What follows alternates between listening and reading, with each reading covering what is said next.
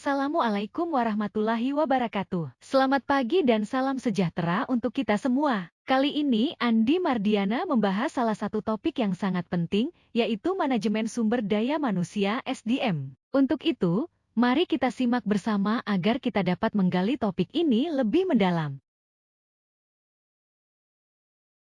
Pengertian manajemen sumber daya manusia (SDM) merupakan proses yang sistematis untuk mengelola, mengembangkan, dan memanfaatkan tenaga kerja dalam suatu organisasi guna mencapai tujuan yang telah ditetapkan. Fokus utama manajemen SDM adalah mengoptimalkan kinerja karyawan sambil memastikan kesejahteraan mereka. Menurut para ahli, 1. Gary Dessler, manajemen SDM mencakup kegiatan perekrutan, pelatihan, pengembangan, kompensasi, penilaian kinerja, dan hubungan kerja dalam organisasi. 2. Michael Armstrong, pendekatan strategis dalam mengelola karyawan untuk memanfaatkan potensi manusia demi tujuan organisasi. 3. William B. Werther dan Kate Davis, proses perencanaan, pengorganisasian, pengarahan, dan pengendalian aktivitas pengelolaan karyawan untuk mencapai tujuan organisasi. 4.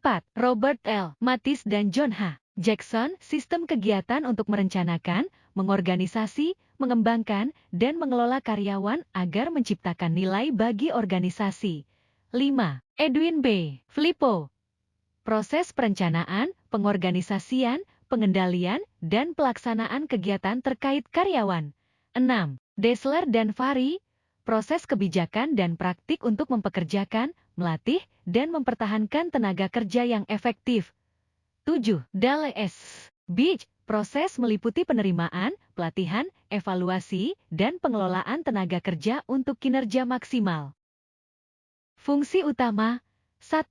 Perencanaan SDM, mengidentifikasi kebutuhan tenaga kerja berdasarkan tujuan organisasi, merancang strategi untuk merekrut, mempertahankan, dan mengembangkan tenaga kerja.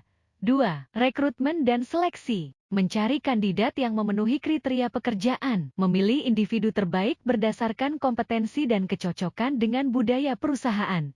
3. Pelatihan dan pengembangan, memberikan pelatihan untuk meningkatkan keterampilan dan pengetahuan karyawan, mengembangkan potensi karyawan melalui program karir.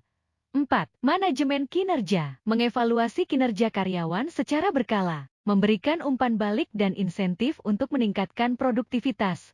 5. Kompensasi dan tunjangan, menyediakan gaji, bonus, dan tunjangan yang adil dan kompetitif, memberikan penghargaan untuk kinerja luar biasa. 6. Hubungan karyawan, memastikan komunikasi yang efektif antara manajemen dan karyawan, menangani konflik di tempat kerja secara profesional. 7. Kesehatan dan keselamatan kerja, menyediakan lingkungan kerja yang aman dan sehat, mematuhi peraturan terkait keselamatan kerja. 8. Pengelolaan administrasi SDM, mengelola data karyawan, seperti absensi, kontrak kerja, dan catatan pelatihan, memastikan kepatuhan terhadap regulasi ketenagakerjaan.